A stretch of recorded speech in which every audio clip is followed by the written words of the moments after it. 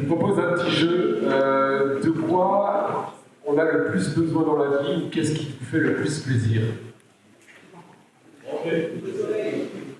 Bah oui, mais lui, il a déjà donné la réponse. Manger. Le soleil, c'est pas mal aussi.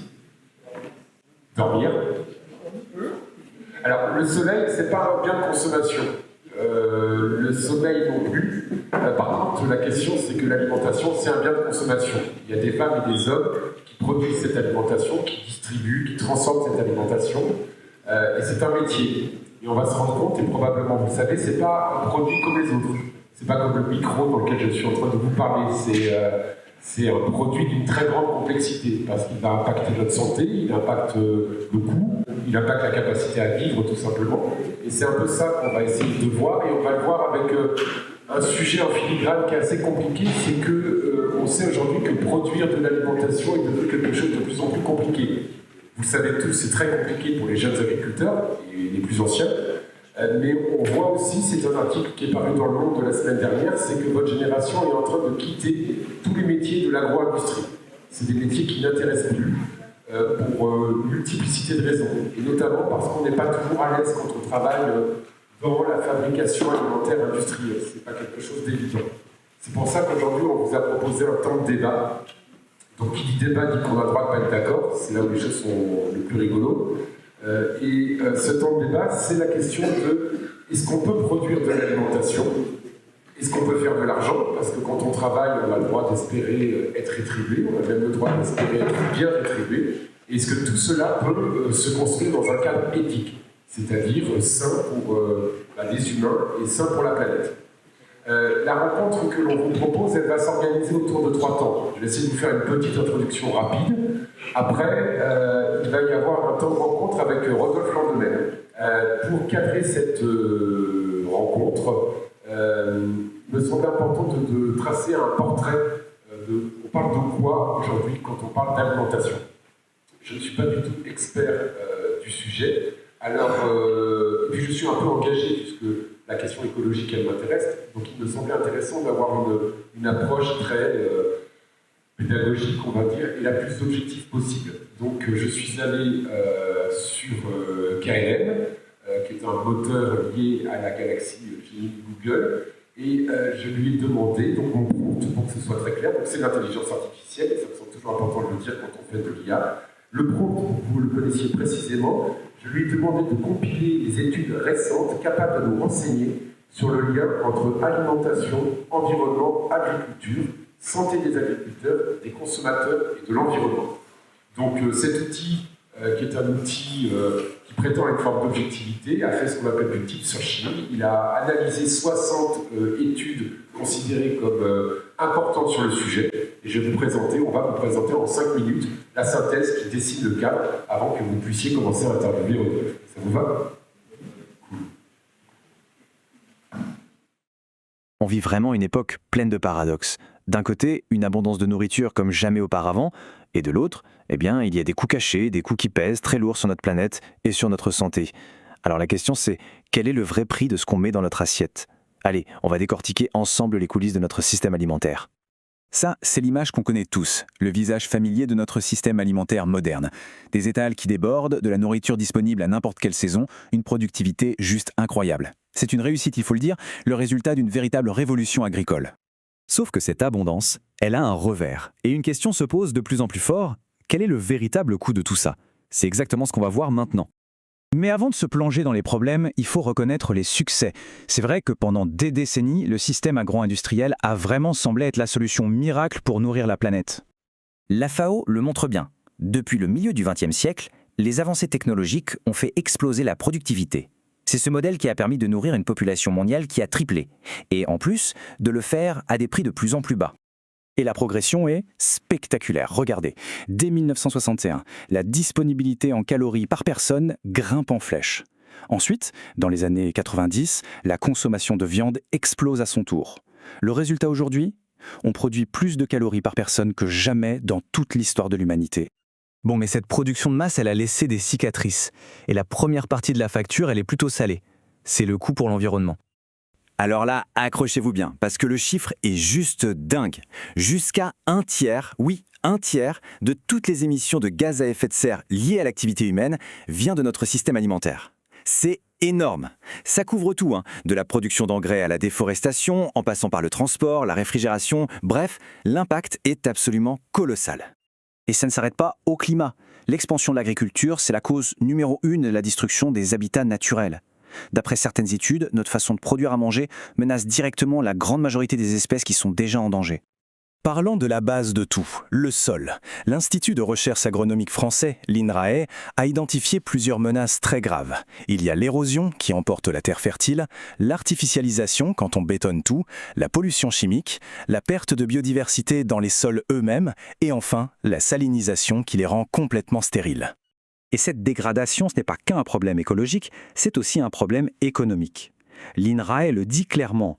Juste l'érosion, ça nous coûte directement de l'argent en perte de productivité. On est littéralement en train de scier la branche sur laquelle on est assis.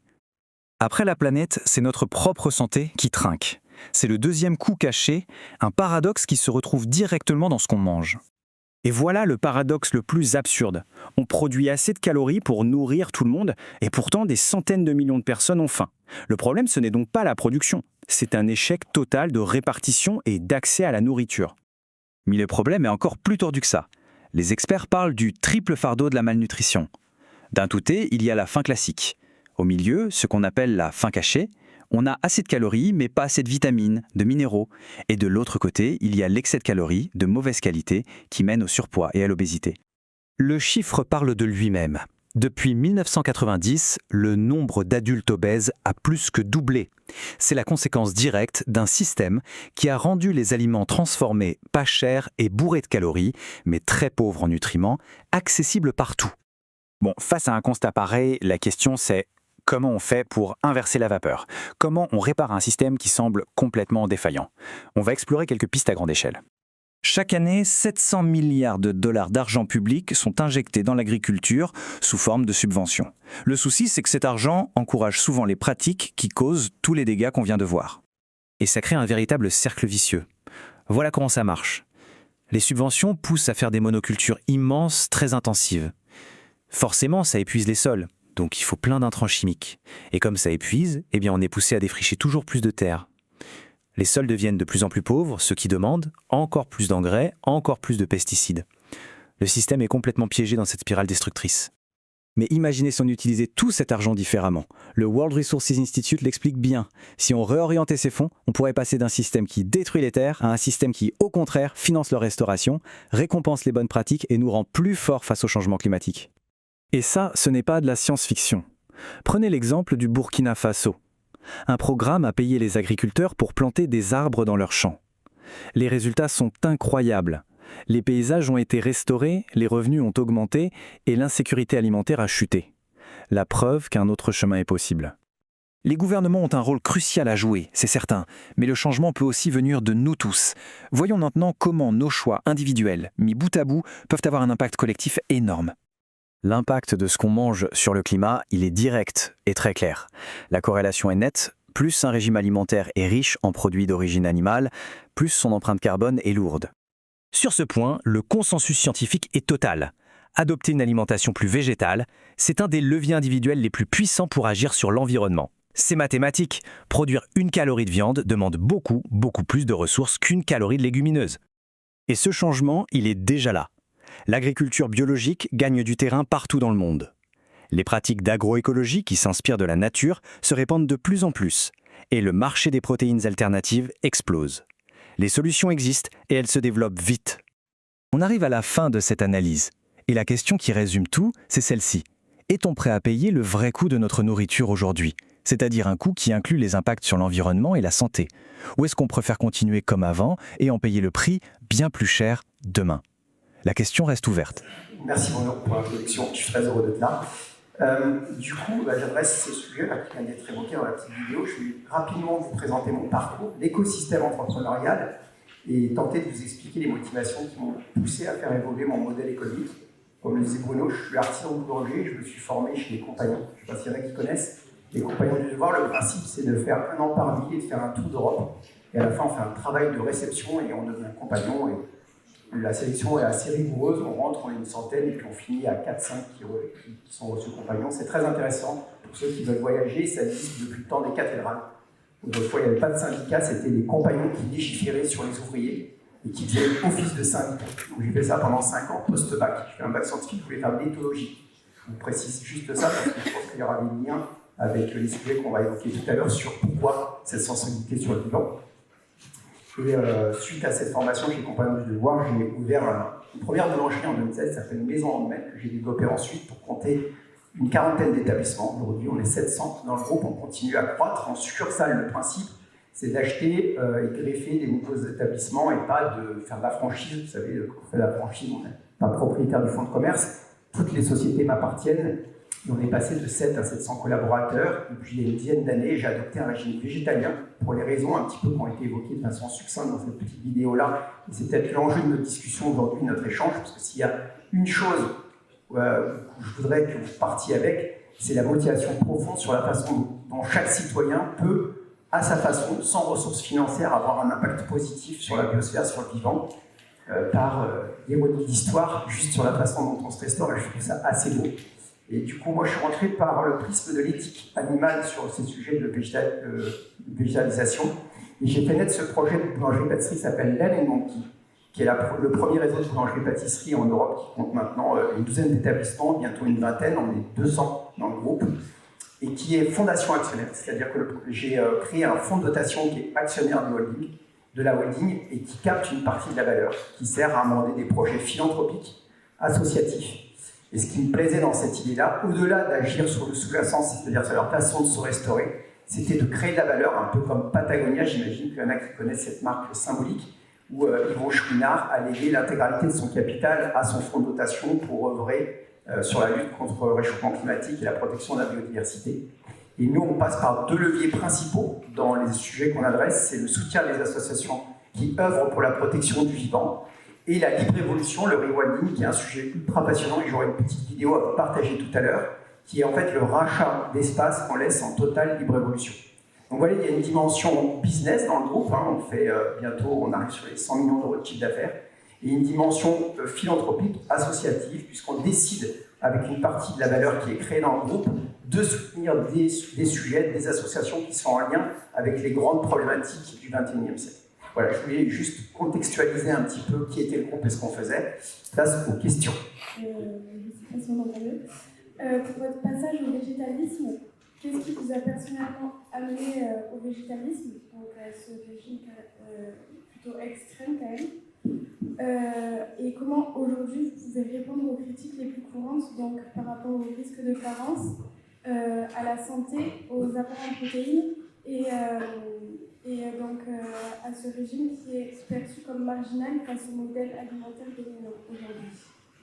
Alors ça c'est une question passionnante, j'ai dû l'entendre une bonne millier de fois. Alors extrême, je ne sais pas ce qui est extrême. Je ne sais pas si c'est de manger des végétaux ou de tuer 80 milliards d'animaux terrestres par an. Parce que c'est ce qu'on tue pour pouvoir nous nourrir. 80 milliards d'animaux terrestres et 1000 milliards d'animaux marins. C'est aujourd'hui ce qu'on tue chaque année pour pouvoir nourrir l'humanité. 98% de la biomasse, c'est soit un être humain, soit un animal qu'on mange. Il y a 10 000 ans, c'était l'inverse. 98% de la biomasse des vertébrés. Aujourd'hui, il ne reste plus que 2% de sauvages. Donc en fait, dans le mot extrême, je ne sais pas... Non, mais en fait, j'aime beaucoup en fait, ce mot extrême, parce que c'est vrai qu'il est perçu comme tel, bien sûr, j'entends bien.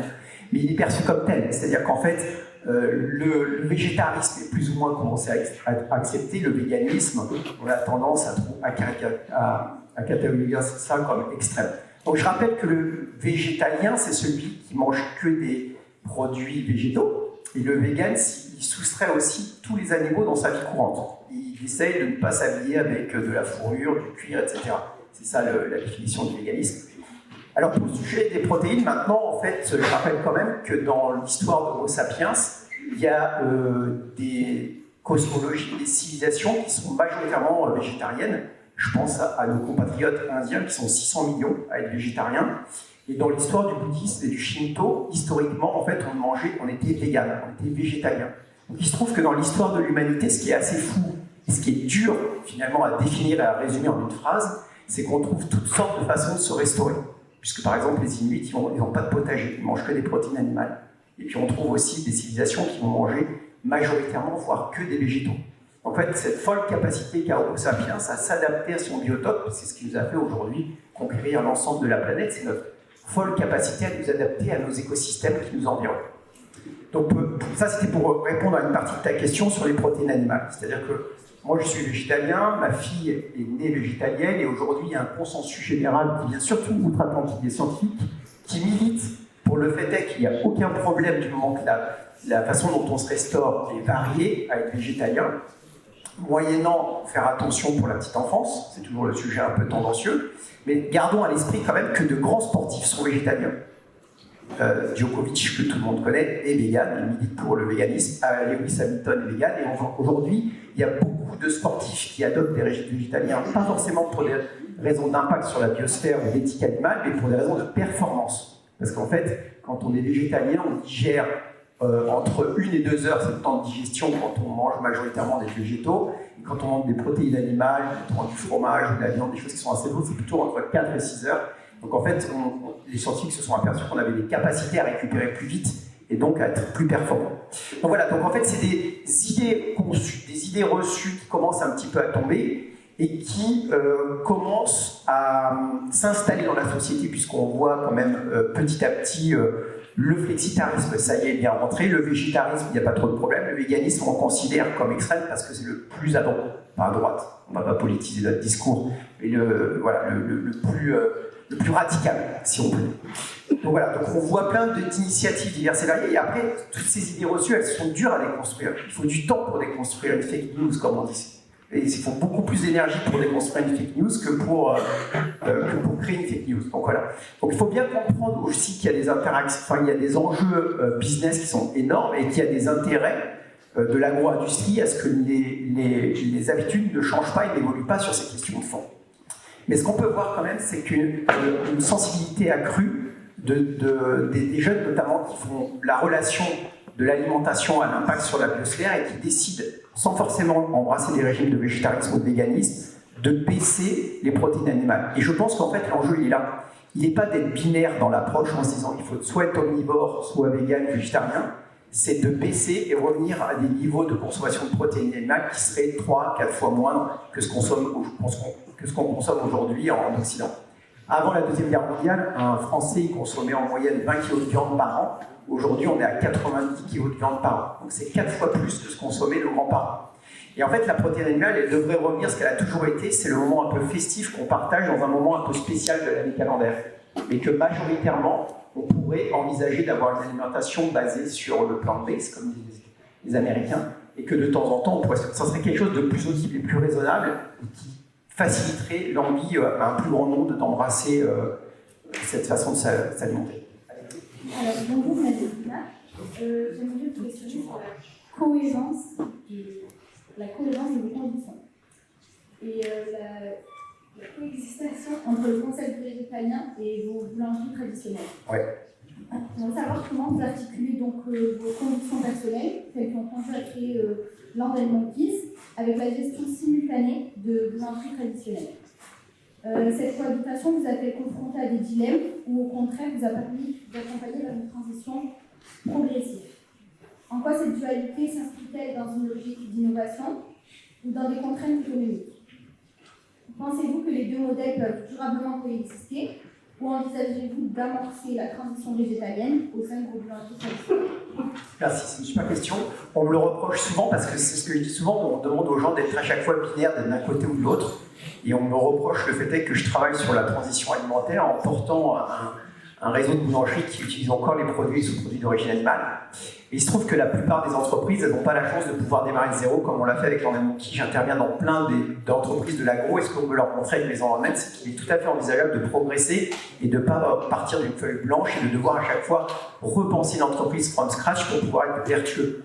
Et de montrer qu'en fait, on peut transformer aussi les modèles existants. La plupart des entreprises qui existent, de traiteurs, de boulangeries, de restaurants, etc., existent depuis fort longtemps. Il faut être quand même capable de leur montrer qu'on peut aussi transformer des modèles vieux, anciens, en des modèles plus vertueux, premièrement. Deuxième chose, Moi, j'ai la chance d'avoir un peu l'oreille de tout le monde, c'est-à-dire qu'en n'étant pas catalogué comme un pur vegan, et pourtant je suis un pur produit de la gastronomie française, hein, vraiment, je suis l'archétype même de celui qui est le pur produit de la gastronomie française, et de pouvoir parler à tout l'écosystème au sens large, et de pouvoir l'amener à se poser des questions sur ces sujets-là, par rapport aux chiffres qu'on vient d'évoquer et que je viens de vous partager ensemble.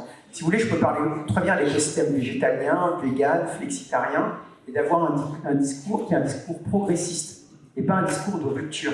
Il est évident que demain, l'humanité ne va pas être végane. Et il est évident que demain, le but, c'est pas que tout le monde soit végane ou végétarien.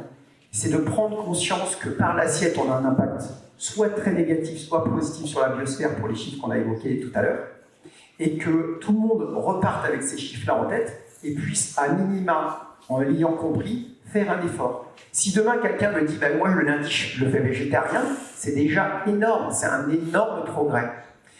Encore quelques chiffres. 75% des terres qui sont cultivées dans le monde servent à nourrir des animaux, qu'on tue ensuite dans des conditions qui sont abominables. Et à côté de ça, on a une personne qui meurt de faim toutes les 5 secondes. Donc en fait, on a largement, et ça c'était très bien dit dans la petite vidéo tout à l'heure, les ressources et les surfaces pour produire suffisamment de nourriture pour nourrir tout le monde. C'est juste qu'en fait, aujourd'hui, il y a un conflit entre le sauvage et le domestique, et les animaux d'élevage qui consomment énormément, et l'humain. Une vache, c'est 100 kg de fourrage par jour. 100 kg de fourrage. Voilà, donc j'assume complètement cette dichotomie. Parce que si demain, Maison de Maine, c'est quand même 20 000 clients par jour, on le transformait complètement en offre 100% végane, on contraindrait notre clientèle et on risquerait de tuer la boîte, tout simplement. Alors que là, on l'amène petit à petit à végétaliser son alimentation. Donc c'est un discours progressiste. Et je m'inscris toujours dans cette continuité-là, d'avoir un discours progressiste et de ne pas être moralisateur et regarder les gens, les poussant du doigt et leur disant non, c'est pas comme ça qu'il faut.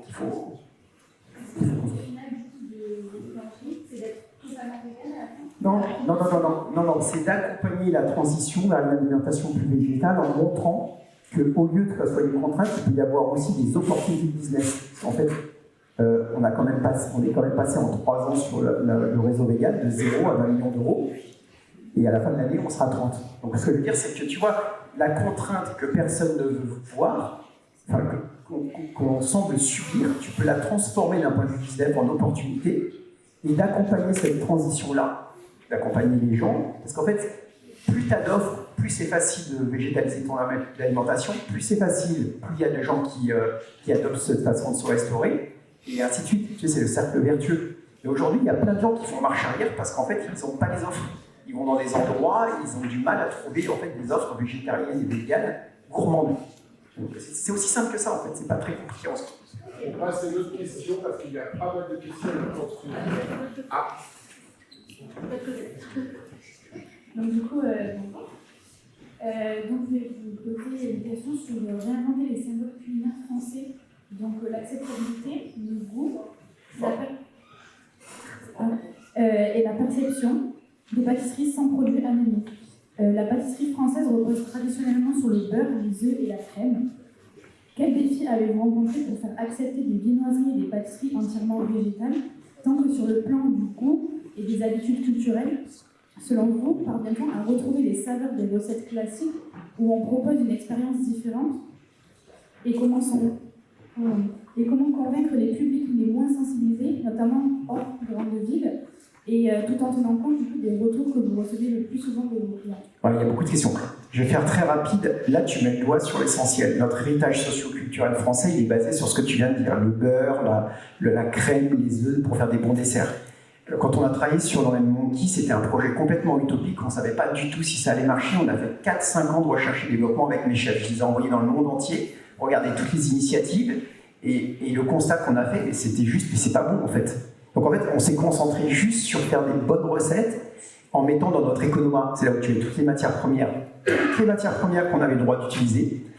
Nous, on a les techniques, et on va juste avoir des matières premières différentes, et on va voir si cette utopie, elle peut se transformer en quelque chose de réel. Est-ce qu'on peut avoir des bonnes viennoiseries, des bonnes pâtisseries, la petite restauration, donc tout ce qui est sandwicherie, quiche, etc., qui soient gourmandes, bonnes, et qui donnent envie au plus grand nombre de revenir. On va pas se mentir.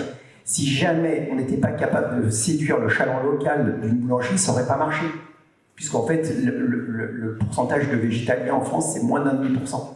Donc il fallait être capable, et c'est ça le chaland d'une boulangerie-pâtisserie, c'est le chaland local, de séduire localement les gens. Il n'y a qu'une solution pour le faire, c'est que ça soit bon. La première boulangerie qu'on a reprise, c'était une boulangerie conventionnelle qui faisait 1 million d'euros. On a fait x3 en 2 ans. Passé de 500 000 à 1,5 million. On a dit bingo, on fonce. Et après, il y avait d'autres questions dans ta question qui étaient, à la fin, pardon, tu disais. C'était comment convaincre les publics. Oui, voilà, parce que oui, tu parlais des territoires. Donc, on a l'impression qu'en fait, cette façon de se restaurer, elle est très circonscrite aux bobos parisiens de la rive droite. Ce qui n'est pas faux, mais ce qui n'est pas vrai. Parce qu'en fait, on a énormément de demandes de la région. Et il faut savoir qu'on vient d'ouvrir à Bordeaux, qui n'est pas une ville non plus de province en soi, qui est une ville assez grosse. Aix-en-Provence. Donc, ce qu'on va faire, c'est qu'on va essayer de démontrer que le modèle, il fonctionne en région. C'est ce qu'on est en train de faire. On a ouvert à Bordeaux, à Aix-en-Provence, ça marche très bien. Et là, on va ouvrir Marseille, Rennes, Annecy, Lyon. Et cette question-là, en fait, on ne pourra y répondre que quand on aura testé. De la même façon que quand on ouvert à Paris, on s'est posé la question si ça allait fonctionner. En fait, j'ai même pris mes équipes en leur disant, si ça se trouve, dans 6 mois, on les ferme. On verra bien. Mais on voulait tenter, faire notre part, et voir si ça allait fonctionner. Donc, en fait, il y a un pourcentage de la population qui comprend bien les enjeux dont on est en train de parler. On rentre sur ces sujets-là, soit par la santé, soit par l'éthique animale, soit par l'impact sur la biosphère, en baissant la protéine animale.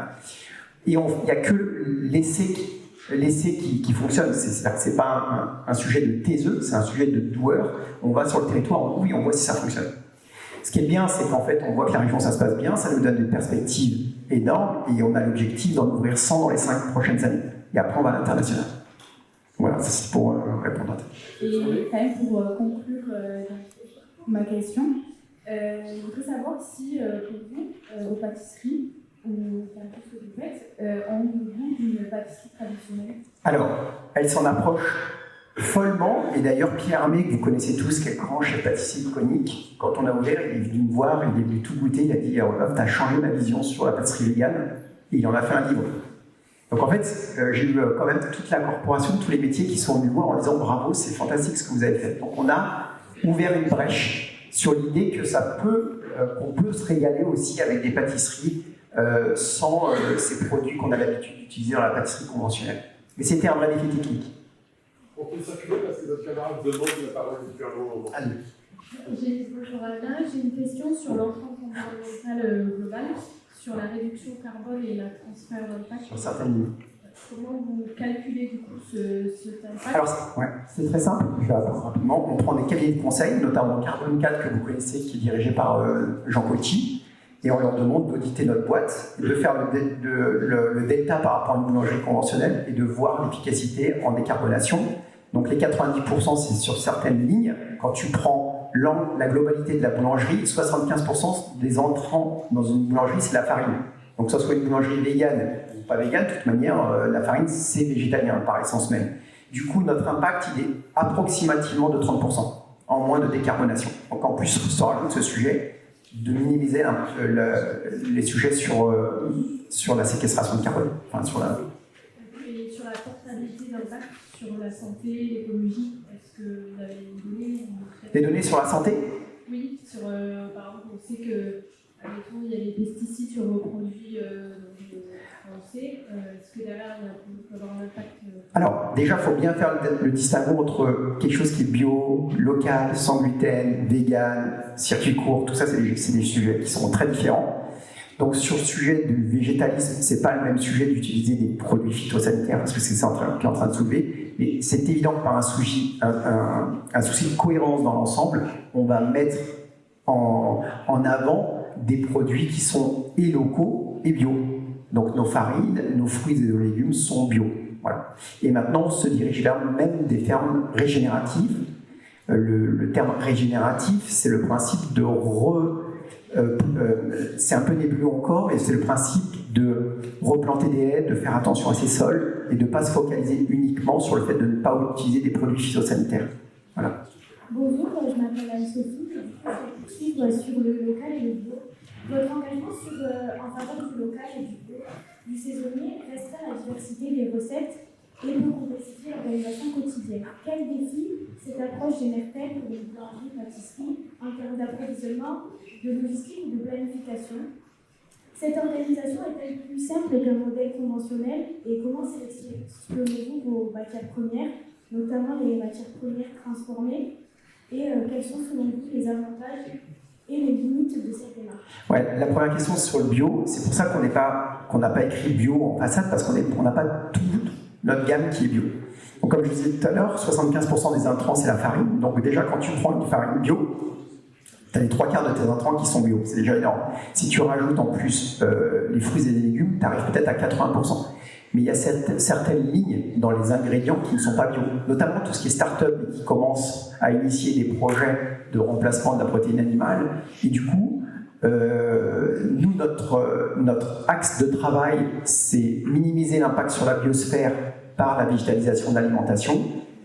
Bio dans la mesure du possible, mais on n'est pas une boulangerie qui est 100% bio. Donc tu utilisais le mot contrainte tout à l'heure, et c'est vrai. Ça veut dire que si on voulait que l'intégralité des produits qu'on propose soit bio, ça serait une contrainte majeure.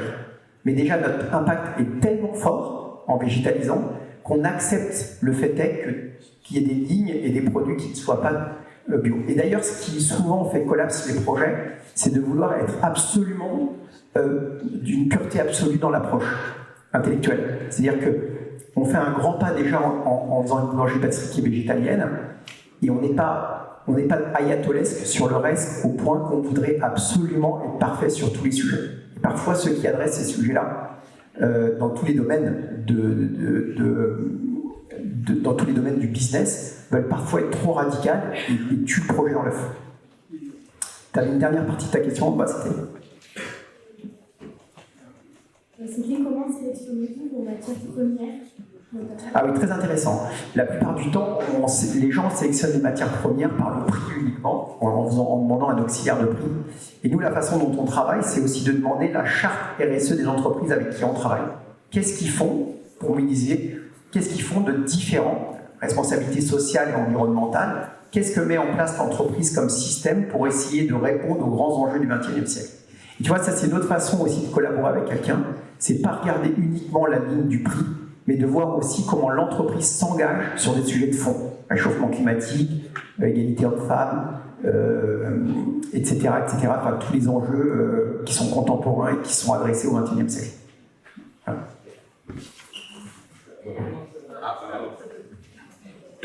Bonjour, on aimerait vous questionner sur l'accessibilité économique et la rentabilité. Comment fait-on pour concilier exigences éthiques, structure de prix et viabilité du modèle végétalien? Plusieurs questions se posent. Le choix du local, du bio et des critères sociaux élevés entraîne un surcoût. Comment parvenez-vous à concilier ces engagements avec votre ambition d'accessibilité prix? Pensez-vous qu'il faille réhabituer les consommateurs au vrai prix de l'artisanat et des matières premières? Par ailleurs, comment se structurent les prix et les marges des produits végétaliens par rapport aux références conventionnelles? Certaines gammes sont-elles plus coûteuses à produire et comment gérez-vous cet écart? Une boulangerie 100% végétalienne peut-elle être économiquement viable et rentable sur le long terme? Alors je vais répondre très simplement, elle est plus performante que les en domaine. Tout simplement parce que, et ça c'était les écueils qu'on avait au début dans nos discussions avec le COMEX Collier, avec les fonctions support, c'est qu'ils pensaient exactement de cette façon-là. C'est que les produits étaient plus chers que dans le conventionnel, enfin que les protéines animales, ce qui est faux. Parce que tu prends l'exemple par exemple de la margarine ou d'huile, aujourd'hui le beurre, la protéine animale, elle a explosé. Elle a fait x3. Donc quand tu achètes du beurre pour faire des viennoiseries que tu payes 3 fois moins cher, vu les volumes qu'on passe, c'est monstrueux en termes d'économie d'échelle.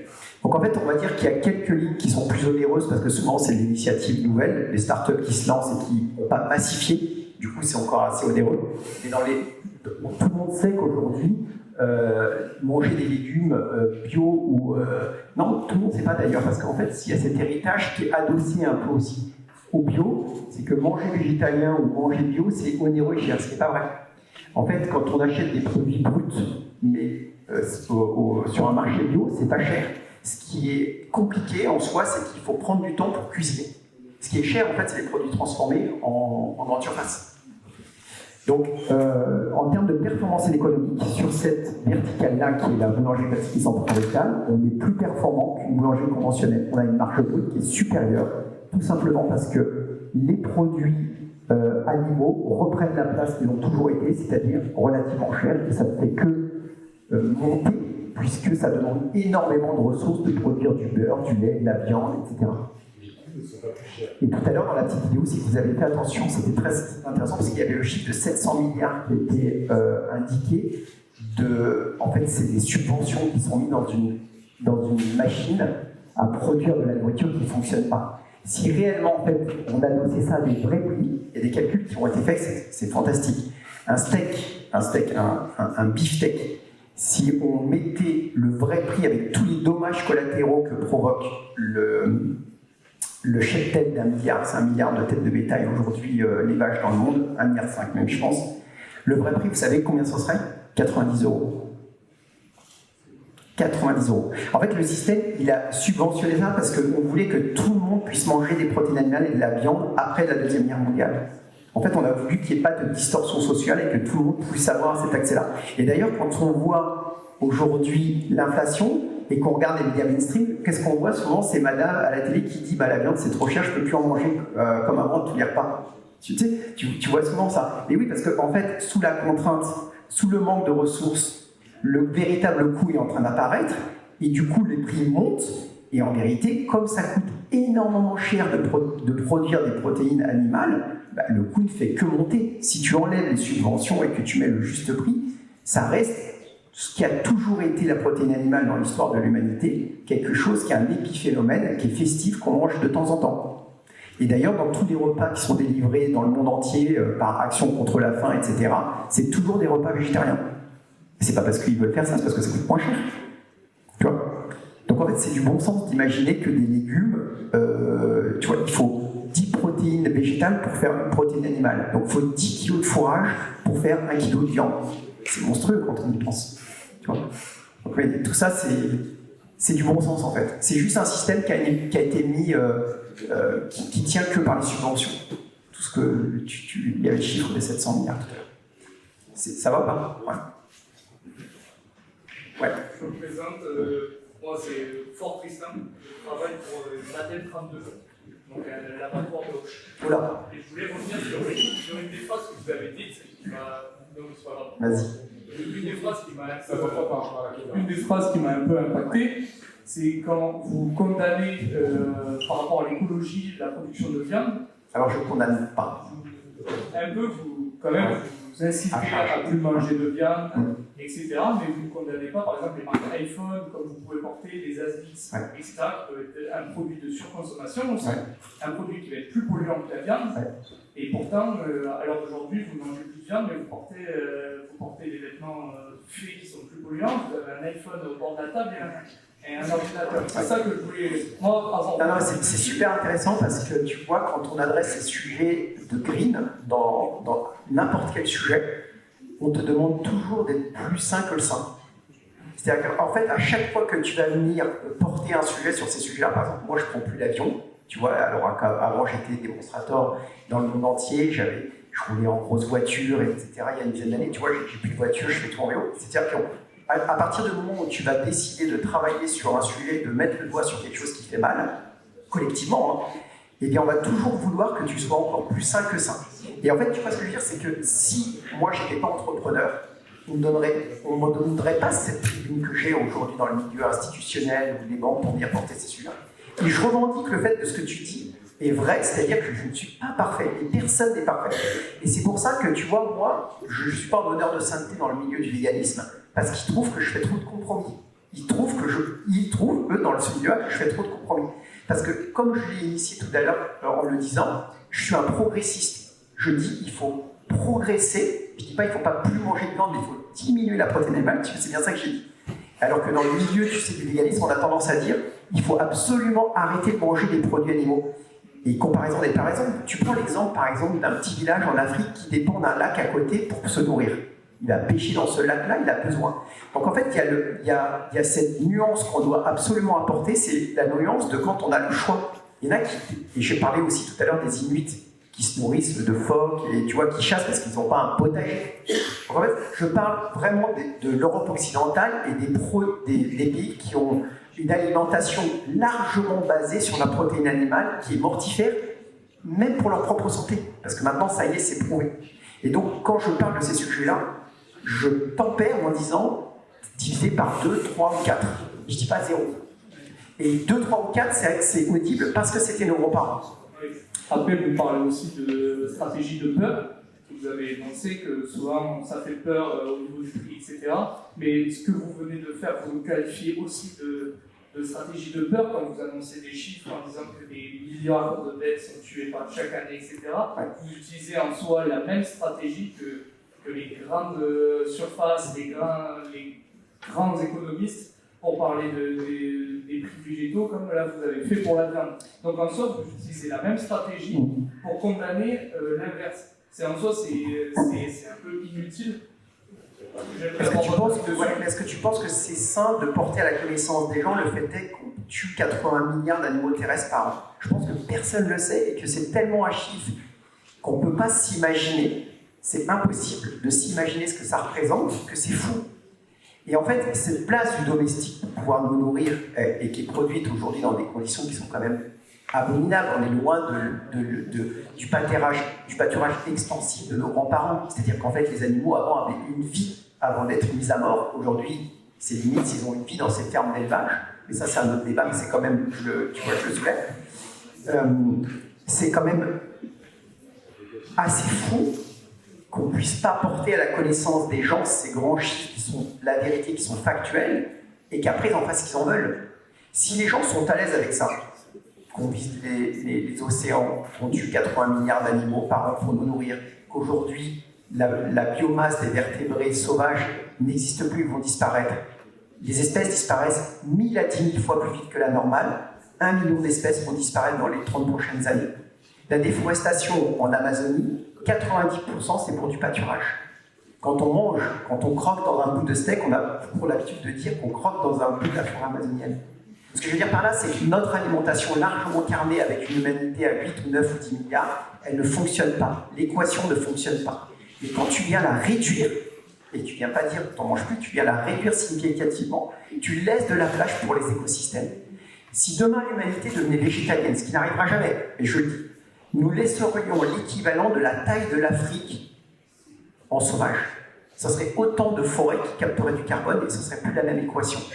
Aujourd'hui, notre alimentation largement carnée et surcarnée est mortifère pour les animaux, pour nous-mêmes parce qu'on en meurt. Aujourd'hui, depuis quelques années, on meurt plus de trop manger que de pas assez manger, c'était dit dans la vidéo, et pour la planète. Et en fait, la bonne nouvelle de tout ça, c'est qu'on a un outil formidable dans notre jeu, qui n'est pas une techno à l'instant T qu'on n'aurait pas, c'est notre façon de nous alimenter. Et moi, je trouve ça d'une beauté absolue. C'est ça que je veux dire. Et gardons à l'esprit, moi je suis fils de paysan, hein. Je viens de Normandie, polyculture élevage sur 15 hectares, mes grands-parents. J'ai vu tuer le cochon, ma grand-mère, etc. Je connais ça. Gardons à l'esprit que comparaison n'est pas raison, qu'on compare des choses qui ne sont pas la même chose. On ne peut pas comparer une humanité à 8 milliards qui mange 4 fois plus de viande et une humanité à 2 milliards il y a une cinquantaine d'années qui en mangeait 20. Tu vois, ce n'est pas les mêmes ordres de grandeur. Mais qu'il faut être capable de se dire la vérité, même si elle fait mal à entendre. Et gardons à l'esprit une dernière chose, c'est que dans toutes les industries qui ont twisté et changé, il y a toujours cet argument que tu soulèves qui a été soulevé, c'est-à-dire cette corporation, si on n'en mange plus ou si on fait plus cela, va mourir. Mais c'est pour laisser de la place à d'autres corporations qui naissent. Il y aura toujours besoin de manger, pour le dire simplement. Tu vois ? Oui, alors, socialement, ça crée des millions de personnes au chômage. Et comme il y a, comme je viens de te dire, comme plein de choses. On va ouvrir la conversation parce qu'on a le temps. Je te remercie pour ta question. Je me permets quand même un petit élément, c'est que le système dont on parle crée le mal-être animal, mais il crée aussi le mal-être paysan. C'est-à-dire que si les paysans vivaient bien leur métier aujourd'hui, ça serait. Et que donc il y a bien un problème systémique. Et c'est pas à cause de toi, c'est pas à cause de lui, c'est beaucoup plus compliqué. Et que moi, si les paysans vivaient très bien en mangeant de la viande, peut-être que je vivrais mieux, mais j'ai pas le sentiment qu'ils s'en sortent très bien pour la plupart. Du coup, pour vous, Je voulais poser surtout une question concernant un autre acteur qui est l'État, concernant les subventions. Est-ce que vous avez eu recours à des subventions justement pour avoir une entreprise qui est beaucoup plus éthique, beaucoup plus active dans le RSE? Oui, ça c'est intéressant parce que j'ai créé une autre entreprise qui s'appelle Demain Boulangerie. En fait, le principe, c'est un peu le tout mais physique. C'est qu'on collecte les invendus et on les vend dans des établissements physiques en étant transparent vis-à-vis de la clientèle. On leur dit c'est juste un jour de plus. Et on fait moins 50, moins 60% pour lutter contre les pertes. Donc ça s'appelle l'économie circulaire. Tu sais, tu transformes entre guillemets des poubelles, je caricature, hein, tu vas chez un boulanger, tu achètes des pains en raisin, tu les manges le lendemain matin, il n'y a aucun problème. Tu vois, mais tu ne peux pas les revendre le lendemain dans un établissement conventionnel. Et là, on a eu d'énormes subventions de la mairie de Paris parce qu'ils comprennent très bien l'économie circulaire. Ils adorent. Tu vois, c'est comment tu crées une économie, tu sais, où il n'y a pas de déchets. L'économie, aujourd'hui, elle est linéaire. C'est une société extractiviste qui transforme des produits, qui les vend et qui fait des déchets. C'est pour ça qu'on est envahi de déchets dans le monde entier. Et l'économie circulaire, le concept, c'est que c'est circulaire, ça dure à l'infini. C'est ça l'idée générique de l'économie circulaire. Et donc ça, c'est très bien compris par les institutions, et ça a été subventionné, mais fortement. C'était assez fou. Et par contre, sur les bénéfices collatéraux d'une alimentation principalement végétalienne, plant-based, alors là, c'est moins bien compris par les institutions qui vont aussi mettre en point d'ordre le sujet qui est toujours en toile de fond, qui est ça dessert les professions agricoles, ce qu'il faut. Et c'est ça qui est en filigrane derrière, en fait. Tu vois ce que je veux dire? Et du coup, là, est-ce qu'on a les chiffres entre ce qui est produit dans le champ et qui brûle ce réseau, lequel va rester dans le champ, et ce qui, dans la distribution, va partir à la poubelle, et chez nous, va partir à la poubelle? Combien de pourcents de l'alimentation n'est jamais consommée? C'est 40%. 40%.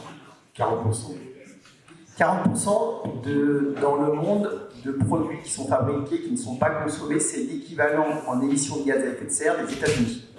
Donc s'attaquer... En fait, il ne faut pas qu'on s'éparpille, parce qu'aujourd'hui, on a une verticale qu'on adresse tous collectivement, et si on adresse d'autres sujets, comme l'iPhone ou tout ça, c'est un peu du sophisme. C'est-à-dire qu'on adresse plein de sujets qui n'ont rien à voir avec les uns avec les autres. Donc on adresse le sujet aujourd'hui de la lutte contre le réchauffement climatique, l'effondrement de la biodiversité par l'assiette, ce qui remet en question nos pratiques agricoles, mais on aura toujours besoin de se nourrir, n'ayons pas peur de ça. Du coup, quel conseil donnerait effectivement à un futur entrepreneur qui souhaite... Un futur entrepreneur, je lui demande de s'inscrire dans le bac à sable, de jouer à l'intérieur de ce bac à sable qui est les limites planétaires. C'est-à-dire que les scientifiques, ils ont conçu un bac à sable, ils ont dit, vous pouvez jouer, faire ce que vous voulez là-dedans, mais vous ne dépassez pas ces limites planétaires. Vous savez, il y en a 9, il y en a 7 de dépassés. Et ils disent, vous vous inscrivez là-dedans, vous faites n'importe quel projet, vous, humanité, homo sapiens, mais vous sortez jamais de ce bac à sable. Parce qu'il y a des risques d'effondrement écosystémique majeur. C'est ce qui est en train de se passer. Et nous, en fait, on n'est pas capable de rester à l'intérieur de ces limites-là. Donc en fait, quand vous allez faire naître un projet, il y a le sous-jacent. Qu'est-ce que je vais faire qui répond aux problématiques sociétales et environnementales? Et ça rejoint le rôle de l'entreprise au XIXe siècle. Il n'était pas qu'une entité à but lucratif. Au XIXe siècle, l'entreprise a été validée parce qu'elle voulait répondre à une problématique sociétale. Donc en fait, c'est intéressant de questionner le rôle de l'entreprise parce qu'elle peut aussi quelque chose qui peut apporter une réponse à ces problématiques-là. Aujourd'hui, c'est quelque chose, c'est une entité qui est prédatrice. Elle fait de l'extractivisme, elle transforme de la matière, elle vend des produits qui servent à rien, comme l'a souligné tout à l'heure, et elle crée de la valeur et elle enrichit un président fondateur ou des actionnaires. Mais on pourrait très bien imaginer, si on changeait les règles du jeu, que l'entreprise serve à autre chose. Il suffit de changer les règles du jeu. Et qu'elle vienne répondre à des problématiques environnementaux ou sociétaux. Quand je crée un fonds de dotation et que je donne des parties de mes titres à ce fonds de dotation, qu'est-ce que j'aime? C'est réconcilier les communs, le bien commun, faire société, avec mon rôle d'entrepreneur. Je pourrais très bien collecter l'intégralité de la valeur. Tu vois ce que je veux dire? Et c'est moi qui choisis. Et si on l'imposait? Donc, le sous-jacent, qu'est-ce que je vais faire comme business? C'est pas parce que je le fais, parce que j'ai la possibilité de le faire, je le fais. Un peu dans Silicon Valley aux États-Unis, c'est ça. C'est parce que je peux techniquement le faire, pourquoi je ne le ferai pas? C'est pour ça qu'ils font tout et n'importe quoi. C'est est-ce que ça fait sens? Et donc là, il faut légiférer très probablement. Donc, que ton entreprise, elle serve à faire société, qu'elle vienne répondre à cette problématique-là. Et si elle marche parce qu'elle crée de la valeur, qu'est-ce que je fais de cette valeur? C'est un vrai sujet. Et donc là, c'est la place des récits. C'est quoi réussir sa vie? Une question? Ah. Je vais revenir sur une question qu'un camarade vous a posée concernant les psychopathisseries. Pardon. Parce que hier, je suis partie du coup vérifier les commentaires dans les notices de à peu près tous vos sites. Et pour la plupart, il y a beaucoup de commentaires positifs, mais pour la plupart disent que les goûts ne sont pas les mêmes. Que certes, c'est bon, mais que ce n'est pas la même chose. Est-ce que vous, du coup, quand vous reproduisez la tradition française de manière légale, vous avez dit que ça ne serait pas exactement ça? Est-ce que le beurre et la margarine, ça a le même goût? Je sais pas. Non. Bah non, la margarine, elle existe depuis 2 siècles. C'est Napoléon qui l'avait créée pour pouvoir donner de la matière grasse aux pauvres. Oui, mais un croissant. Non, mais ce que je veux dire par là, c'est que. Non, mais ce que je veux dire par là, c'est que. Le but, c'est de pas. Nous, notre but, c'est de ne pas être l'ersatz de la gastronomie française, la copie conforme. On crée notre propre identité, pas nous. Je te parle de cet écosystème qui est en train de se mettre en place et qui n'hérite pas de dizaines et de centaines d'années de partage de recettes et d'héritage socioculturel extrêmement fort qu'on a tous en tête, du bœuf bourguignon, enfin de tous ces plats iconiques. Ce que je veux dire par là, c'est qu'on est en train d'écrire quelque chose de totalement nouveau qui a à peu près une dizaine d'années d'histoire dans cette façon de se restaurer. Donc, nous, ceux qui travaillent autour de ça, ne veulent pas être l'ersatz de la gastronomie française. Pourquoi on va créer un croissant, un éclair, un sandwich végétalien? Pourquoi? Parce qu'en fait, c'est tout ce que tu connais et que tu as consommé quand tu étais jeune. Donc en fait, tu as cette type. C'est comme si tu étais arrivé dans une boulangerie-pâtisserie que tu ne retrouvais plus tes habitudes, tes fondamentaux. Et en fait, ce qui fonctionne, pourquoi ça fonctionne, c'est parce qu'ils retrouvent les fondamentaux de ceux avec quoi ils ont grandi. Tu vois. Donc c'est des repères en fait. Et la nourriture, c'est extrêmement puissant. Extrêmement puissant. Tu pourrais faire des études sociologiques sur la nourriture, d'ailleurs, mais tellement. Enfin, c'est de la philo pratiquement. Donc en fait, nous, on défriche, on est des pionniers, on n'a pas réponse à toutes les questions, et on est suits, c'est-à-dire qu'on trouve des passerelles qui vont permettre à des gens d'accepter, de transiter tout doucement, à leur vitesse, vers une alimentation un peu plus végétale et moins carnée. C'est notre mission. Donc le but n'est pas de faire exactement la même chose finalement. Pas du tout. Le croissant végétalien n'est pas le croissant. Exactement. Mais le croissant végétalien que tu nommes, c'est le croissant ordinaire qui existe depuis des siècles. Et qui était moins cher parce qu'on utilisait de la margarine. Vous utilisez aussi de la margarine ou pas? Bien sûr. Et n'oublions pas, c'est de la matière grasse d'origine végétale, la margarine, parce que c'est péjoratif. N'oublions pas qu'avant, on faisait des produits qui étaient liés au terroir, là où tu vivais, avant la mondialisation. C'est-à-dire qu'en Alsace, il faut savoir que toutes les pâtisseries et les viennoiseries étaient faites avec de la margarine. Pourquoi? Parce qu'il n'y avait pas le terroir normand de l'ouest de la France où on produit énormément de lait, de crème et de beurre. Bien sûr, exactement. Donc, tu poses une question, en fait, tu poses une question culturelle qui est tout le problème aujourd'hui devant exactement. des steaks végétaux dans des emballages plastiques. C'est autre chose, mais essaye d'inviter ta grand-mère manger du poulet chez KFC. Toi, ça ne te choque pas de manger du poulet, mais si ta grand-mère pense à son poulet du dimanche, il peut y avoir un choc. Pour autant, c'est une forme d'alimentation. Est-ce qu'on a d'autres questions? On va tranquillement arriver vers la fin.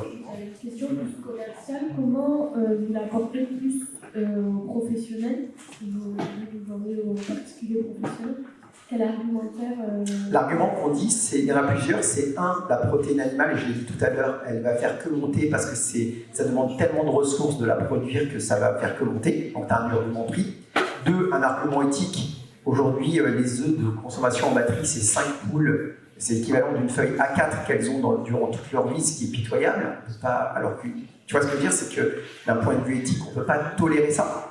Puisqu'en fait, la production, les ovoproduits, ça n'existe plus en extensif à cause des risques de pandémie. C'est faux de dire qu'il y a des poules qui sont élevées en plein air parce qu'il y a trop de risques de pandémie. Aujourd'hui, ce qui se passe, c'est que quand il y a des risques de pandémie, ils abattent des millions carrément de poulaillers entiers. Tu vois, ils ne se posent pas de questions. Donc il y a aussi ce sujet qui revient, c'est le risque pour Homo sapiens, pour l'humain, de pandémie, de transmission de maladies pathogènes. Il y a un risque énorme, sanitaire énorme. Je me demande même comment on passe au travers des gouttes depuis des décennies, c'est assez fou. Tu prends un pays comme les Pays-Bas, c'est 2 fois la population des Pays-Bas, le nombre de poules qu'il y a aux Pays-Bas. C'est 30 millions de poules, je crois, un truc comme ça, ou 35 millions de poules. En fait, tu vois, ces schémas-là, ils sont pas tenables pour différentes raisons.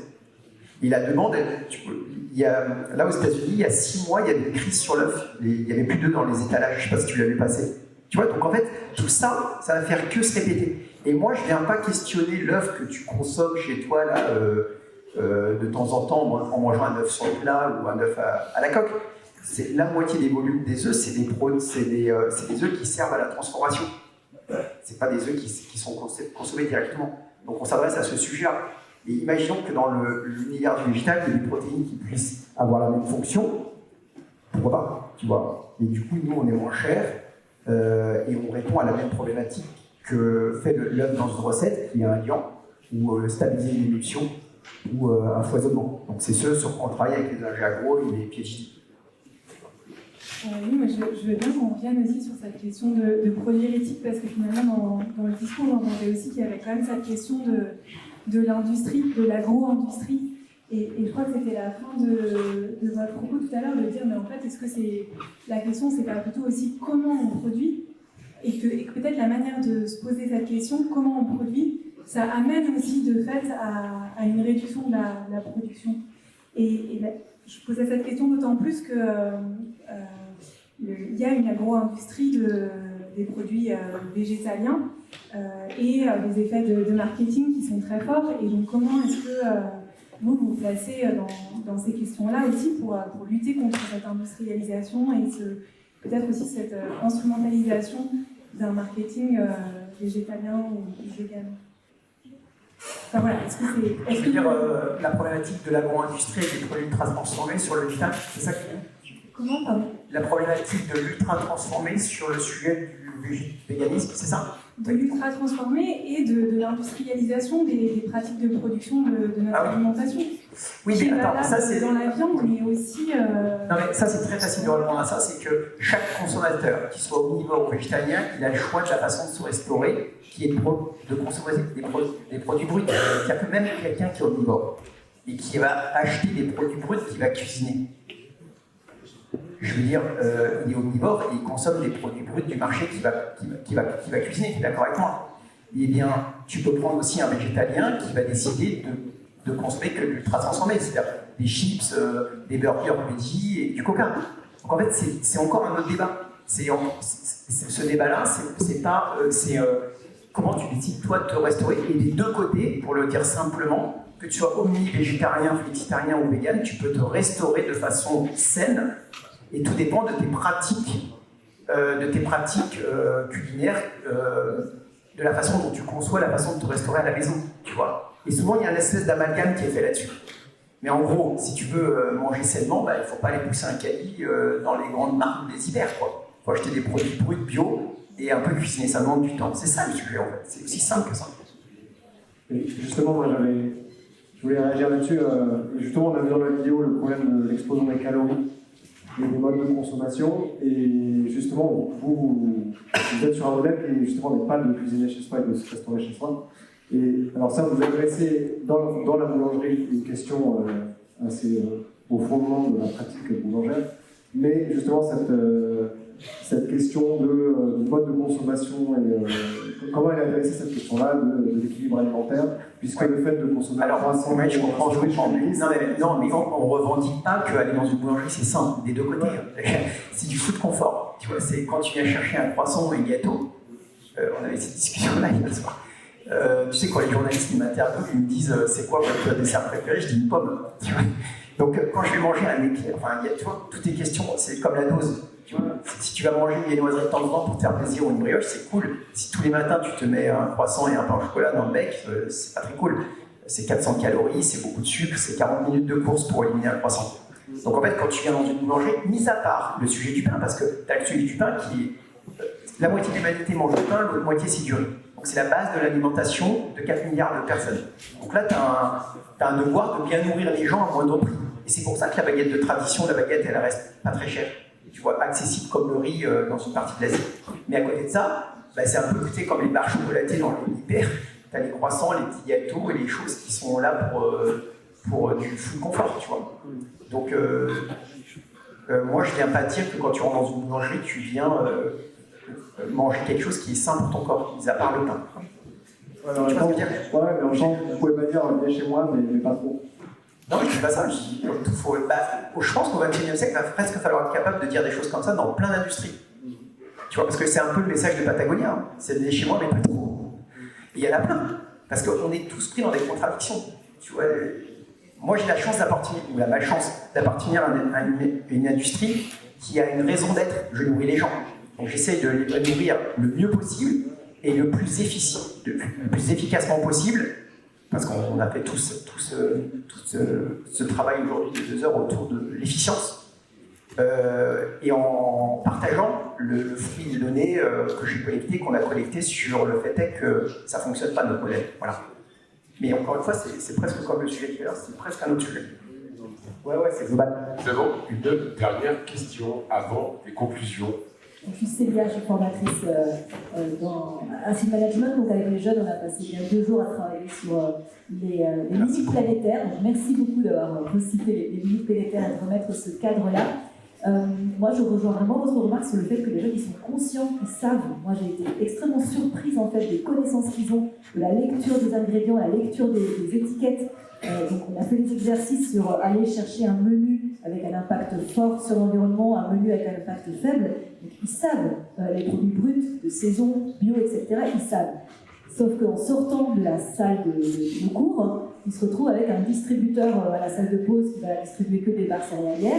Ils se retrouvent avec ils me disent au lycée, on nous donnait à manger des nuggets et des burgers. Donc, en fait, il y a une telle incohérence entre ce qu'ils savent et l'accès en fait facilité à cette nourriture saine, etc.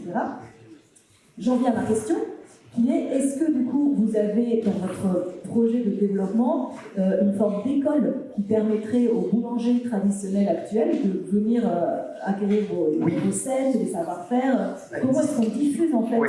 Alors déjà ça s'appelle La Source, c'est une école de boulangerie-pâtisserie dont je suis parrain et qui milite pour prendre acte de tous les sujets de discussion qu'on a eu aujourd'hui et les pluguer dans nos formations des petits jeunes. Ça s'appelle des jeunes. Ils ont ouvert à Paris ou à Bordeaux bientôt et à Lyon. C'est toujours en retard, hein, tu sais, c'est toujours en retard. Et le sujet, oui, c'est intéressant ce que tu dis parce que ça fait écho au livre de Camille Etienne. Et j'aime beaucoup, c'est en fait de dire, nous on est en train d'avancer des choses, mais on n'évolue pas dans un écosystème qui milite pour une transition vers les sujets qu'on évoque tous. C'est ça qui est terrible. Parce qu'en fait, on fait des constats parce que tout le monde, bien sûr que tout le monde comprend les choses qu'on est en train de se dire. Et à côté de ça, ils vont sortir avec une pub pour aller à Barcelone à 39 € en avion, une grosse berline. Alors, c'est pas de notre faute. C'est-à-dire que collectivement, on est pris dans un schéma complètement schizo, où on parle de choses ultra sérieuses et on va sortir, on va faire tout l'inverse. Ou alors, on va devoir se battre contre l'écosystème dans lequel on baigne tous, parce qu'on est prisonnier de cette machine thermo-industrielle, de ce capitalisme qui a été trop loin et qui nous empêche de nous émanciper, de penser les choses différemment, de faire naître des... Et donc on lutte. Et c'est violent de lutter parce que c'est dur. Tu vois. Et ça, j'en prends acte complètement de ce que tu dis et je trouve ça hyper pertinent de le rappeler. Et c'est pour ça que je dis, il faut être progressiste, mais pas en rupture, parce qu'on est tous schizo, on n'est tous pas parfaits, ça rejoint ce qu'il disait tout à l'heure. On voudrait être toujours plus sain que sain quand on adresse ces sujets-là. Mais non, on est des hommes, des êtres humains, on est faillibles. Mais on essaye de progresser. On arrive au temps des conclusions. Je vois bien que tu remontes pour entendre ta conclusion parce que j'ai trouvé ton intervention vraiment bienveillante et intelligente.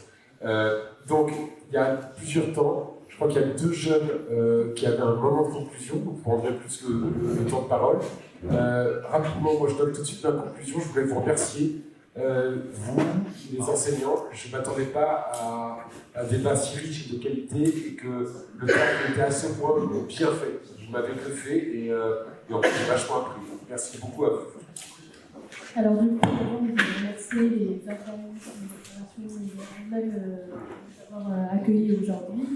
C'était très enrichissant autant pour la vie personnelle et professionnelle, puisqu'on du management, c'est de l'alternance, donc on travaille tous en entreprise aussi. Du coup, ça a été très enrichissant sur la transmission de savoir connaissance sur l'éthique, l'écologie et l'environnement, sur aussi avoir une connaissance sur la qualité et la provenance des produits et de la production, et sur la modération qu'on peut avoir sur notre régime alimentaire. On voulait du coup remercier tous au nom des organismes de conservation, cette journée très importante sur l'écologie, l'alimentation durable.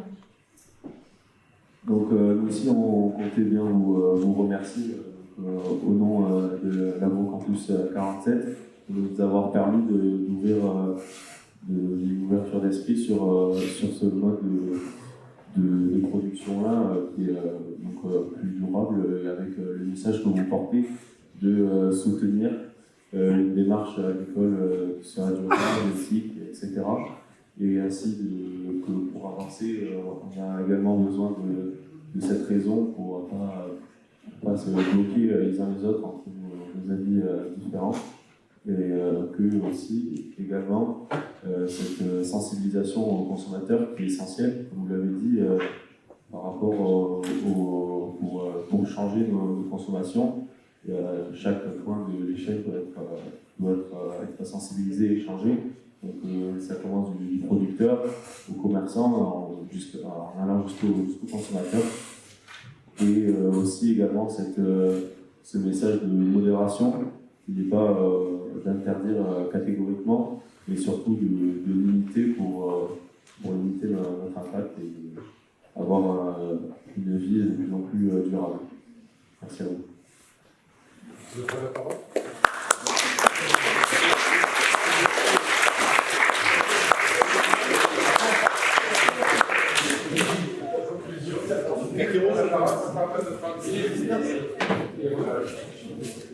Moi, je tenais tout d'abord à vous remercier de votre venue, de vos explications, etc. On a tous écouté, on aura tous un avis après ça. Et ce qu'on aimerait aussi, c'est vous aussi que vous en sortiez en apprenant des choses, parce que vous avez votre point de vue, etc. Donc nous, venant des petits coins et quand même un jeu qui n'est pas très grand, j'aimerais moi personnellement vous dire aussi ne pas bafouer surtout sur les valeurs et les traditions qu'on porte nous et qu'on a, parce que c'est des millions de métiers comme les AOP et les AOC qui font le travail de, comme vous dites, nous on ne produit pas, moi personnellement je ne produis pas de la viande et je ne vends pas des centaines de kilos pour une personne. Je vais produire pour un nombre donné de personnes, et c'est pour ça que je régule aussi les personnes moi-même en faisant du traiteur, de la charcuterie et de la boucherie. Je travaille dans les 3 domaines. Et donc c'est pour ça que moi je suis d'accord avec vous sur la plupart des points, mais il ne faut pas tomber dans le bafouage de ces traditions-là et dans ces valeurs-là. Et sinon on en sortira tous en apprenant quelque chose ici. Merci.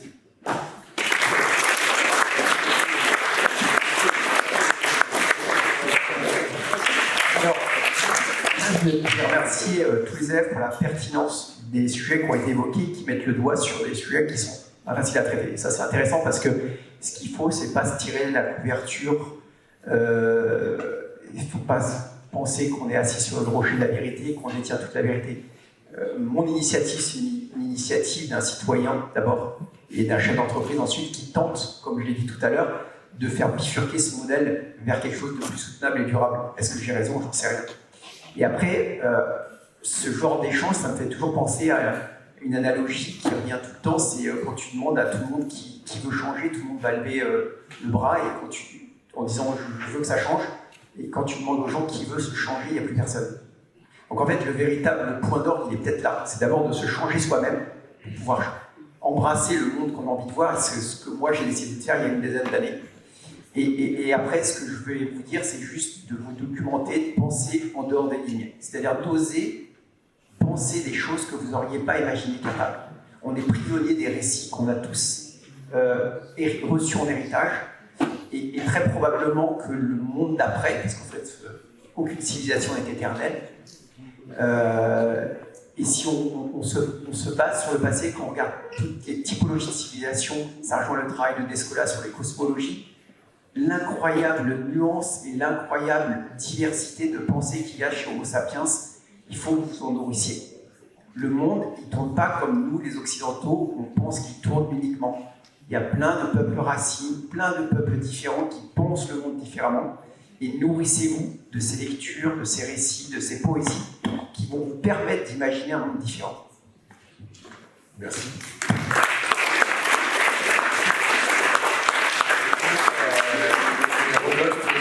exemple de gens qui ont réfléchi un moment différemment et pour qui chacun décidera ça fonctionne ou pas.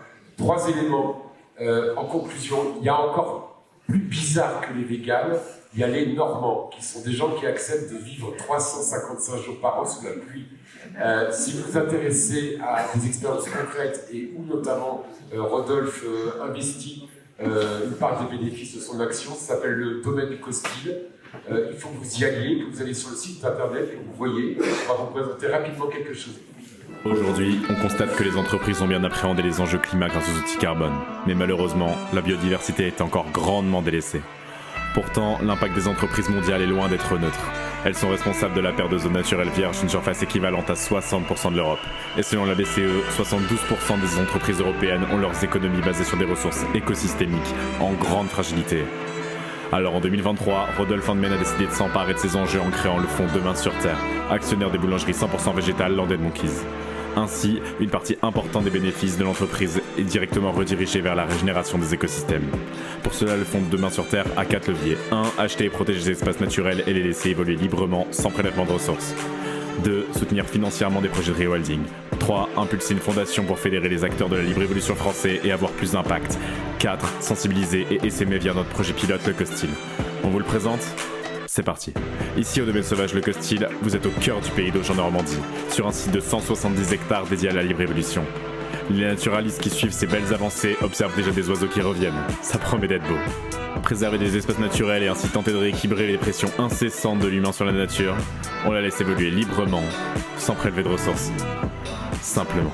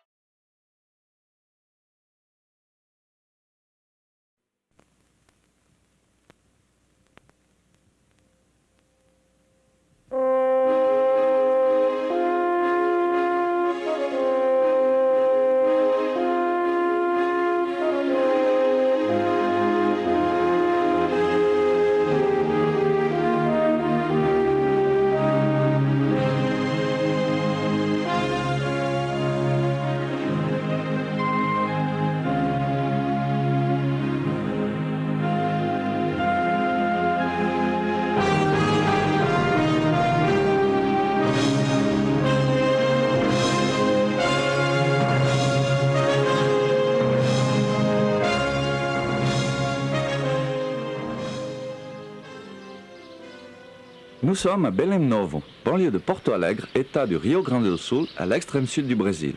Plus précisément à 30 degrés 12 minutes et 30 secondes de latitude sud et 51 degrés 11 minutes et 23 secondes de longitude ouest. Actuellement, nous marchons dans une plantation de tomates et nous pouvons voir debout, devant nous, un être humain, en l'occurrence un Japonais. Les Japonais se distinguent des autres êtres humains par la forme de leurs yeux, leurs cheveux noirs et leurs noms caractéristiques. Le Japonais en question s'appelle Suzuki.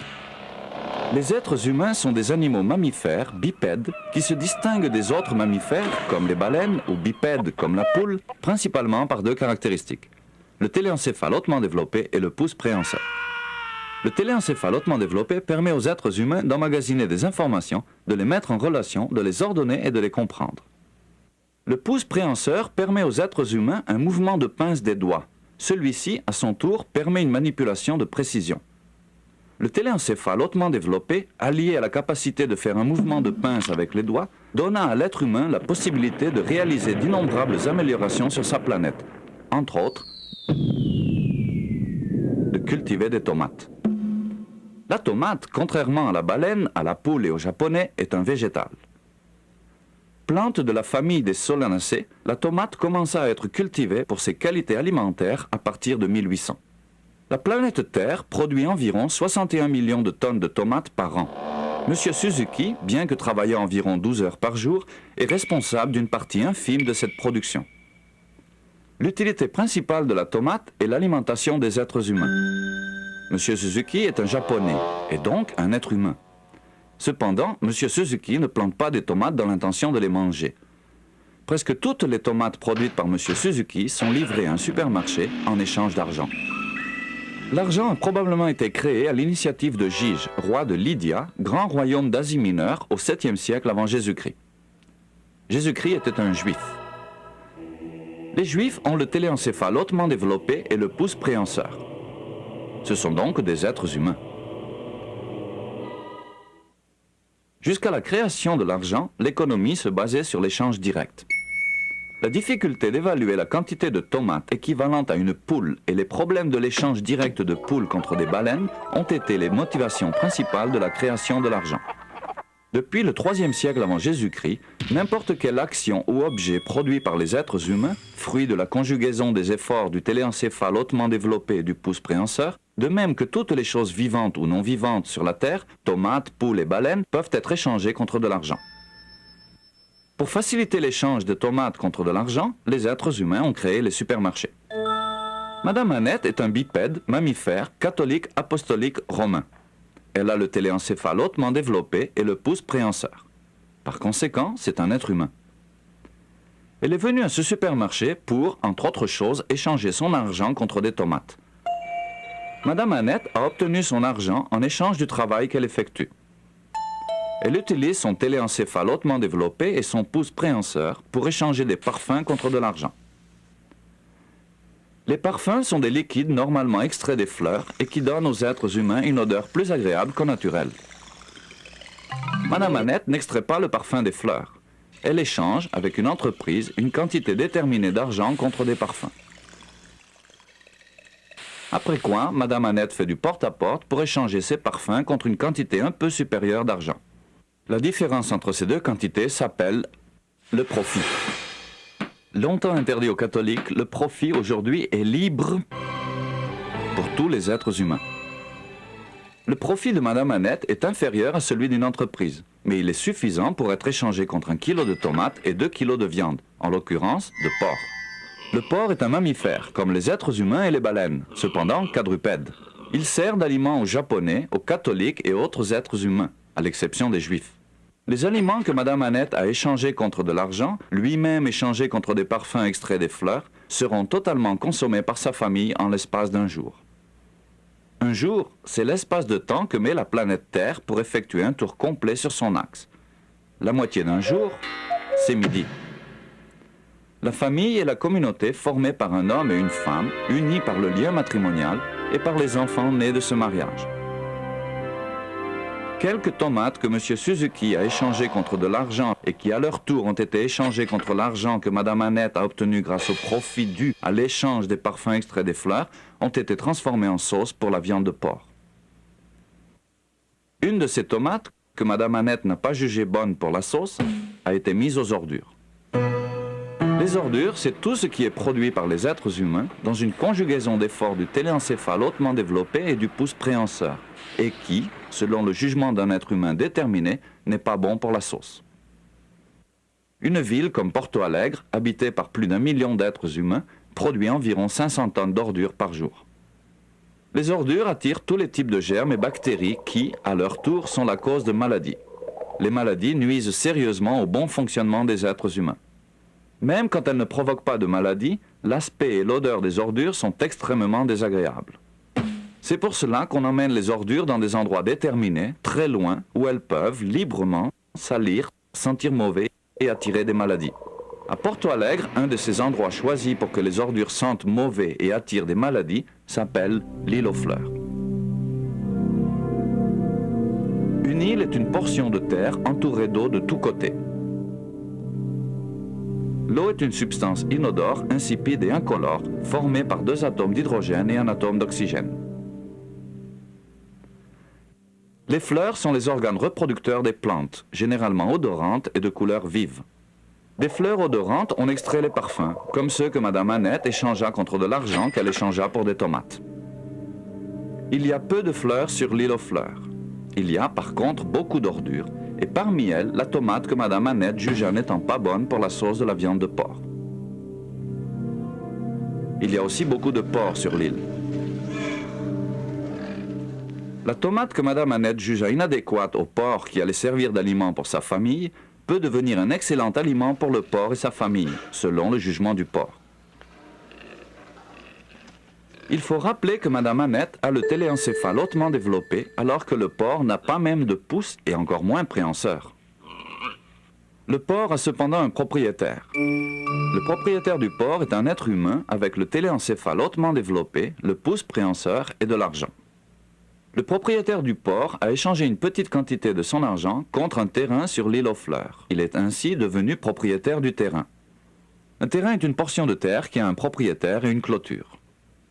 Ce terrain où les ordures sont déposées a été clos pour que les porcs ne puissent en sortir et pour que les autres êtres humains ne puissent y entrer. Les employés du propriétaire du porc séparent des ordures les matières d'origine organique qu'ils jugent adéquates à l'alimentation du porc. D'origine organique est tout ce qui un jour a été vivant, sous la forme animale ou végétale. Les tomates, les poules, les porcs, les fleurs et le papier sont d'origine organique. Ce papier, par exemple, a été utilisé pour l'élaboration d'un contrôle d'histoire à l'école Notre-Dame des Douleurs et soumis à l'élève Anne-Louise Nunes, un être humain. Un contrôle d'histoire teste les capacités du téléencéphale d'un être humain de se souvenir des données qui se réfèrent à l'étude de l'histoire. Par exemple, qui fut Gengis Khan? Quels étaient les 2 fleuves de la Mésopotamie? Se souvenir, c'est vivre. Quelques matières d'origine organique, comme les tomates et les contrôles d'histoire, sont données aux porcs comme aliments. Ce qui a été considéré inadéquat à l'alimentation des porcs sera utilisé pour l'alimentation de femmes et d'enfants.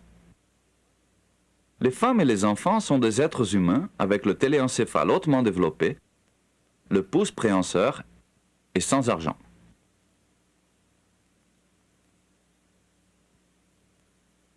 Ceux-ci n'ont pas de propriétaire, et pire encore, ils sont nombreux. Parce qu'ils sont nombreux, ils sont organisés en groupes de 10 par les employés du propriétaire du porc, et ont la permission de passer à l'intérieur de l'enclos. À l'intérieur de l'enclos, ils peuvent prendre tous les aliments que les employés du propriétaire du porc ont jugés inadéquats pour le porc. Les employés du propriétaire du porc ont stipulé que chaque groupe de 10 êtres humains a 5 minutes pour rester à l'intérieur de l'enclos afin de ramasser les matières d'origine organique. 5 minutes, c'est 300 secondes.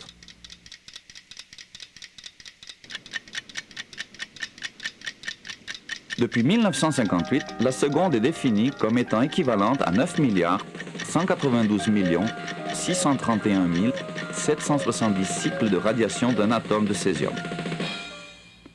Le césium est une matière non organique trouvée dans les ordures de la ville de Goiânia.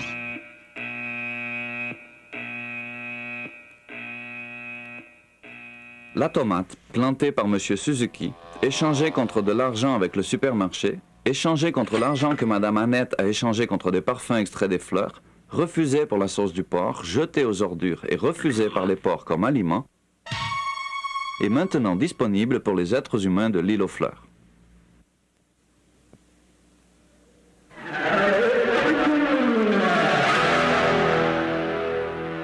Ce qui place les êtres humains après les porcs dans la priorité de choix des aliments, c'est le fait de n'avoir ni argent ni propriétaire. Les êtres humains se distinguent des autres animaux par le téléencéphale hautement développé, par le pouce préhenseur et par le fait d'être libres.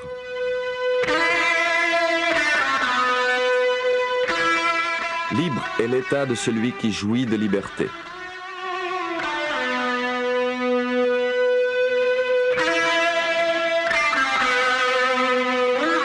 Liberté est un mot que le rêve humain alimente. Il n'existe personne qui l'explique et personne qui ne le comprenne.